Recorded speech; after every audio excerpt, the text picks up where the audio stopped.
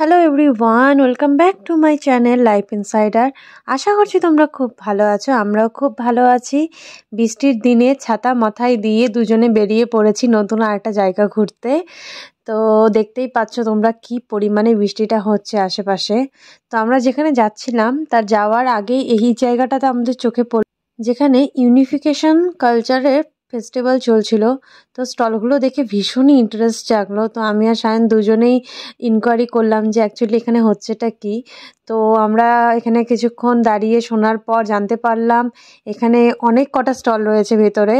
আর যে কোনো 5টা স্টল থেকে যদি আমরা কোনো অ্যাক্টিভিটি করে তো 5টা স্ট্যাম্প কালেক্ট করতে পারি, তাহলে আমরা এখান থেকে একটা গিফট পাবো। তো তো বেশ ইন্টারেস্টিং লাগলো আমাদের ব্যাপারটা। তো পার্টিসিপেট করতে আমি বসে পড়েছি। আমার কোনো ট্যালেন্টই নেই ক্লে হিসাবে কিছু বানানোর, বাট তাও ট্রাই করছিলাম এখানে কিছু সুন্দর কিছু বানানোর। বাচ্চারা দেখো আশেপাশে কি সুন্দর সুন্দর জিনিস বানিয়েছে, ফ্লাওয়ার থেকে শুরু করে বিভিন্ন ধরনের ফেস। এখানে আমরা ছাড়াও এখানে প্রচুর ফরেনার ছিল যারা এখানে পার্টিসিপেট করেছিল। তো ইনি ছিলেন এখানকার হেড। তো সায়ন্ত আশেপাশটা ঘুরিয়ে তোমাদের দেখাচ্ছিল ক্যামেরাতে। আমি তখন বসে ওখানে ক্লে দিয়ে ফ্লাওয়ার বানাচ্ছিলাম। এই যে আমার ট্যালেন্ট, তোমরা দেখতেই পাচ্ছ আমি কত সুন্দর কিছু বানাতে পারি। নিজেরই হাসি পাচ্ছিল নিজের বানানো জিনিস দিয়ে। তো যাই হোক, বেশ ভালো লাগছিল ছোটবেলায় ফিরে যাওয়া। দেখতে যেরকমই হোক, জিনিসটা বানাতে সবার সাথে বসে আনন্দ করতে করতে বেশ মজা লাগছিল। তো আমি 2টো ফ্লাওয়ার বানিয়েছিলাম। তারপরে এই ফ্লাওয়ারটা বানানোর পর এখানে এটা সাবমিট করে এখান থেকে আমরা একটা স্ট্যাম্প কালেক্ট করে নিয়েছিলাম। এটা ছিল আমার ফাইনাল রেজাল্ট, যেটা ভেঙে যাচ্ছিল বারবার পড়ে পড়ে। তো ভীষণই ভালো লাগছিল। তারপরে এখানে একটা ছোট্ট নোট লিখে দিয়েছিলাম আমরা অ্যাবাউট দিস কালচার। তারই পাশে ছিল একটা স্টিকার কাউন্টার, যেখানে হ্যান্ড স্টিকার বানাতে হয়। মানে স্টিকার তোমরা চুজ করতেই পারবে, আর ওরা সেই স্টিকারটা হাতে দিয়ে দিবে লাগিয়ে। সেখান থেকে আমিও স্টিকার সিলেক্ট করেছি। তোমরা তো জানোই আমি ডগ লাভার। যখন আমি ওখানে ডগের স্টিকার দেখলাম তো ওটাই আমি সিলেক্ট করে নিয়েছিলাম। কিন্তু আমার ব্যাড লাক যে স্টিকারটা আমার হাতে বসছিলই না। অনেকবার ট্রাই করার পর হলো লাস্ট মিস, কিন্তু অতটাও ভালো আসেনি। তারপরে আমরা ভেতরে চলে এসেছিলাম, আর এটা ছিল মেন বুথ, যেখানে সমস্ত প্রোগ্রাম অর্গানাইজ করা হয়েছিল। আমরা পিছন দিক থেকে এন্ট্রি করেছিলাম। তো তারই মধ্যে আরেকটা স্টল ছিল এটা, যেখানে এই কিরিংগুলোর মধ্যে কিছু নোট লিখে আমাদের ঝুলিয়ে দিতে হবে, কিছু গুড উইশেস বা কিছু হোপ। তো সেই সব কিছু লিখে এখানে ঝুলিয়ে দিতে হবে। তো আমরাও সেটা করেছি, যার জন্য আমরা আরও একটা স্ট্যাম্প পেয়েছিলাম। ধরনের অ্যাক্টিভিটি ছিল এখানে, মানে কোনটা ছেড়ে কোনটা করব বুঝে পাচ্ছিলাম না আমরা। এত সুন্দর সুন্দর অ্যাক্টিভিটি ছিল, আর এখানকার মানুষরা এত ওয়েলকামিং, মানে ওদের এত ভালো লেগেছিল যে আমরা ফরেনার হয়ে ওদের এই কালচারে পার্টিসিপেট করছি, আমরা ইন্টারেস্ট দেখাচ্ছি। তারপরের স্টলে ছিল স্প্রিং হুইল। এই হুইলটাকে ঘোরাতে হবে, যেটা লাকি ড্রতে আসবে সেই প্রাইজটা আমরা পাবো। তো প্রতিটা স্টল থেকেই মোটামুটি আমরা প্রচুর প্রচুর গিফট পেয়েছি। তো এই সেকশনটা ছিল বুক সেকশন। তো এখানে আমরা এন্ট্রি করে দিয়েছিলাম যে বইটা আমরা পেয়েছি সেই বইটা ওরা বাই পোস্ট এখানে পাঠিয়ে দেবে আমাদের বাড়িতে। তো এখান থেকে আমরা আরেকটা স্ট্যাম্প পেয়েছিলাম। 5টা স্ট্যাম্প কালেক্ট করার পর এই কাউন্টারে আমরা, এটা ফাইনাল কাউন্টার, আরও অনেক কাউন্টার ছিল মানে অপশনাল যেটা খেলতে চায়। তো 5টা স্ট্যাম্প কালেক্ট করার পর আমরা এই কাউন্টারে এসেছিলাম, যেখানে আমাদের যে আমাদেরকে বলতে পারো যে কপি বুকটা দিয়েছিল স্ট্যাম্প কালেক্টের, ওটা আমরা এখানে সাবমিট করলাম। করার পর এখান থেকে যে বলগুলো তুলতে হয়, তার মধ্যে থেকে যে নামটা বেরোবে সেটাই আমাদের গিফট। আমি এখান থেকে একটা পেয়েছিলাম ম্যাট, পিকনিক ম্যাট যেটা হয়। ভীষণই ভালো ছিল এটা। এবার সায়ন্তের বাড়ি ছিল এখান থেকে বের করার। তো সায়ন্ত পেয়েছে একটা ব্যাগ, ট্রান্সপারেন্ট ব্যাগ। এই যে দেখো মেয়েটা ওকে হাতে ব্যাগটা তুলে দিচ্ছে। আমরা তো ভীষণই খুশি, মানে আনএক্সপেক্টেডভাবে 5টা কাউন্টার থেকে 5 রকমের গিফট পেয়ে গেছি, প্লাস এত ভালোভাবে সব কিছু আমরা এনজয় করতে পেরেছি, যার জন্য আমাদের ভীষণই ভালো লাগছিল। তারই মাঝে বক্সের একটা কাউন্টার ছিল যেখানে আমি ভিডিও করতে পারিনি, সেখানে নিজেদের নাম লিখে লিখে ফেলে দিতে হচ্ছিল। আর লাস্টের স্টেজে এখানে ফাইনাল যাদের নাম উঠবে তাদেরকে দেওয়া হবে। তো আমরাও আমাদের নাম দিয়ে দিয়েছিলাম, আর অপেক্ষা করছিলাম যে আমাদের নাম আসে কি না আসে কি না। তো টোটাল 16 জনকে ওরা গিফট দিয়েছে, 5 জন 5 জন 5 জন, তারপরে 1 জন, মানে এইভাবে লেভেলটা ছিল। তো 3টা লেভেল ক্রস হয়ে গেছে, 15 জনের মধ্যে আমাদের কোনো নাম আসেনি। তো আমরা ভাবলাম ঠিক আছে, পেলাম না, ঠিক আছে, it's okay, no problem. But final grand prize যখন ডিস্ট্রিবিউট করবে সেই সময় সায়ন্তের নামটা উঠে আসে, আর তখন সায়ন্তকে প্রাইজটা দেওয়ার জন্য স্টেজে ডাকা হয়। তো এই যে সেই মোমেন্টটা দেখো, যাচ্ছে স্টেজে প্রাইজটা নিতে।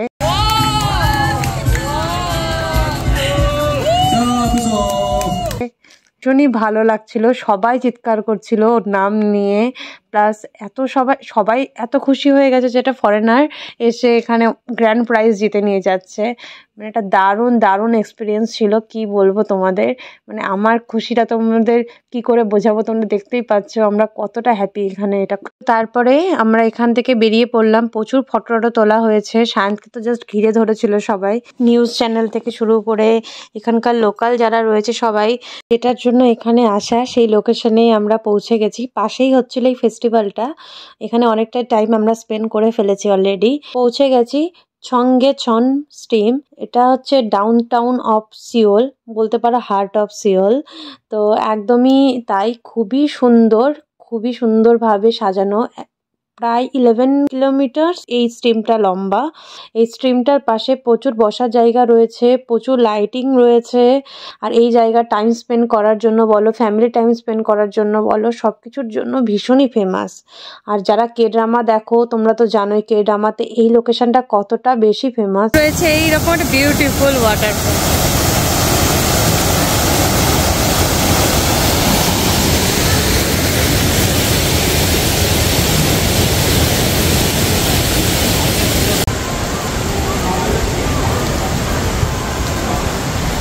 সন্ধ্যা হলে এই জায়গাটা পুরো লাইট ভরে যায়। এখানে প্রচুর কে ড্রামা শ্যুট হয়েছে। যারা কে ড্রামার ফ্যান তারা তাড়াতাড়ি আমাকে কমেন্ট সেকশনে কমেন্ট করে জানাও কোন কে ড্রামাতে এই লোকেশনগুলো ছিল।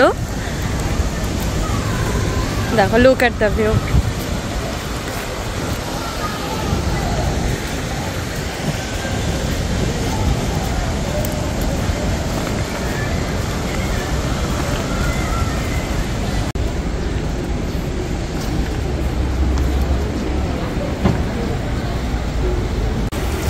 কি সুন্দর না জায়গাটা, কি দারুণভাবে সাজানো।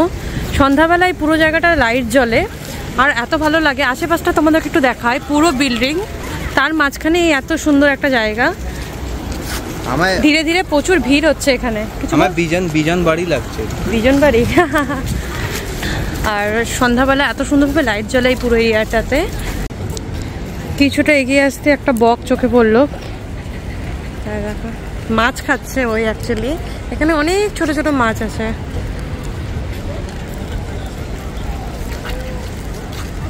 একদম পরিষ্কার জল, একটু শ্যাওলা পড়েছে কারণ এটা হচ্ছে আর্টিফিশিয়াল তো বানানো পাথরের ওপরে, কিন্তু একদম পরিষ্কার জল। মাছও যাচ্ছে যে একদম সুন্দরভাবে দেখা যাচ্ছে। আর এত ঠান্ডা জায়গাটা, বেশ আরাম লাগছে এখানে।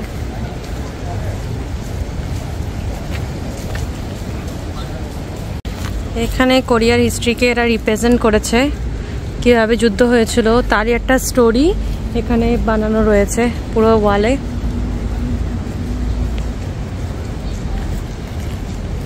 খুব ভালো লাগলো এখানে। এই জায়গাটাতে রয়েছে বড় বড় মাছ, দেখতেই পাচ্ছ তোমরা। এই যে একটা মাছ, অনেকগুলো মাছ, হ্যাঁ এখানে অনেকগুলো রয়েছে।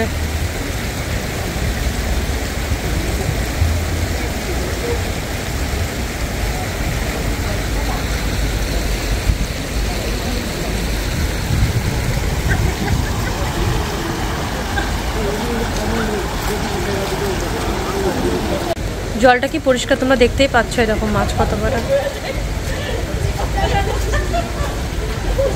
অনেকগুলো মাছ রয়েছে ওখানে, দুজন একসাথে রয়েছে। সব আগে যাওয়ার চেষ্টা করছে কিন্তু একজন উঠতে পারলো জলের উল্টো দিকে, স্রোতের কারেন্ট অনেক বেশি। হ্যাঁ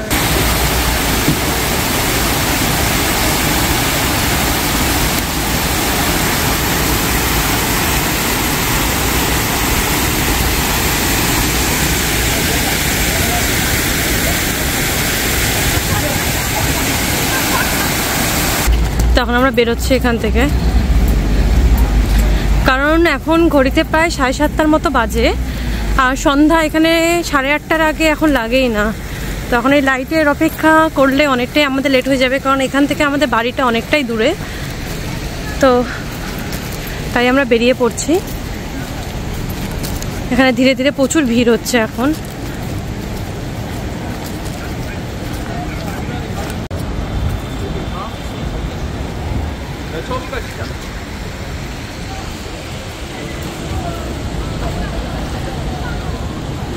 তো আমরা এখন নিচে থেকে উপরে উঠে আসলাম। এই হচ্ছে উপরের সিটিটা। এই যে রেড কালার তোমরা দেখতে পাচ্ছ, এটা হচ্ছে সাইকেলের লেন। কারণ সাইকেল এই রোডে চালানো এখানে একদমই স্ট্রিক্টলি মানা। সাইকেলের জন্য একদমই আলাদা করে লেন করা থাকে এখানে। কি ভীষণ সুন্দর না জায়গাটা, আমার তো খুবই ভালো লাগছে। তোমরা আমার ভিডিওতে দেখেছো গোয়েম্বকুম প্যালেস, ওই প্যালেসের এরিয়াতেই আমরা রয়েছি। তোমাদেরকে যেখানে প্যালেস দেখিয়েছিলাম তারই আর একটা সাইডে। Just look at the view. কত ভিড় হয়ে গেছে, যখন ঢুকলাম তখন এতটা ভিড় ছিল না, এখন অনেক ভিড় হয়ে গেছে। কি সুন্দর লাগছে দেখতে।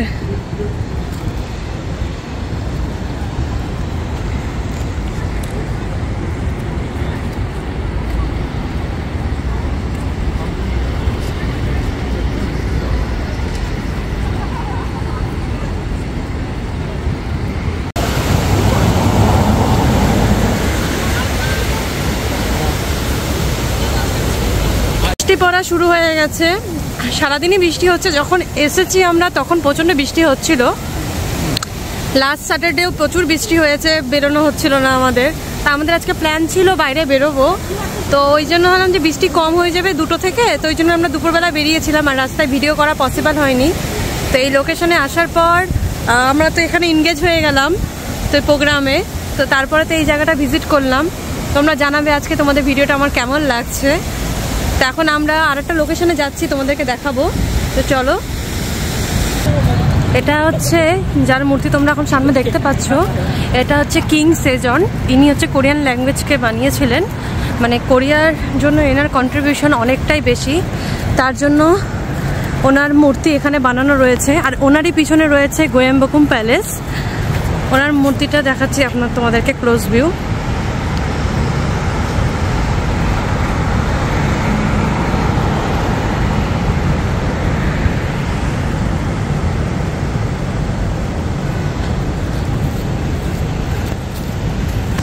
আর ওনারই পিছনে রয়েছে ওই যে গোয়েম্বকুম প্যালেস, দেখতেই পাচ্ছ প্যালেসের গেট। এটারও ভিডিও আমার রয়েছে, আমি এখন ওই সাইডে আর যাবো না, আমরা ওদিক দিয়ে আসলাম। আর এই যে রাজার মূর্তি।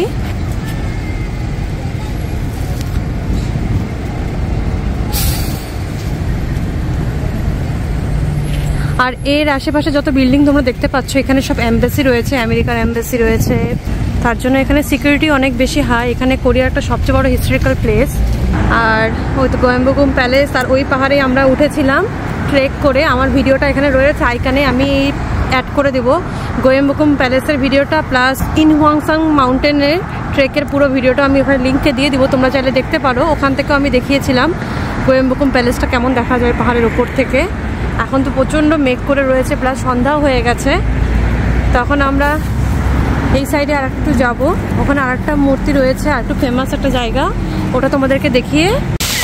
এরকম জলের মতো করা আছে যেখানে বাচ্চারা সব খেলছে।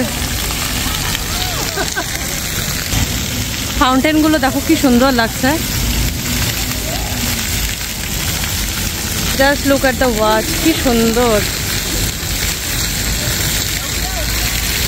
ওইটা কি ভালো লাগছে।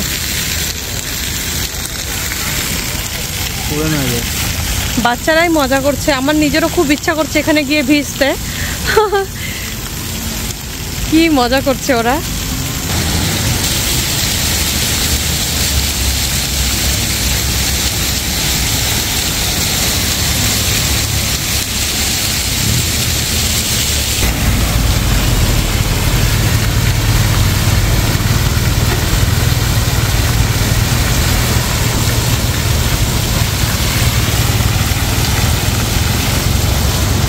জানি জানি না কতটা ক্লিয়ার আসছে আমার ভয়েস, প্রচণ্ড জোরে আওয়াজ। তো আজকের মতো ভিডিওটা এতটুকুই, আবার দেখা হবে পরে একটা ভিডিওতে। এখন আমরা এখান থেকে আরেকটা জায়গায় যাচ্ছি, তো কোথায় যাচ্ছি ওটা দেখার জন্য নেক্সট ব্লগের জন্য অপেক্ষা করতে হবে। তো ভিডিওটা তোমাদের এটা কেমন লাগলো আমাকে অবশ্যই কমেন্ট সেকশনে কমেন্ট করে জানাবে, আর ভিডিওটা ভালো লাগলে অবশ্যই লাইক শেয়ার করতে ভুলবে না। তো টাটা ফর নাও, দেখা হচ্ছে আবার পরে আরেকটা ভিডিওতে। Bye, tata.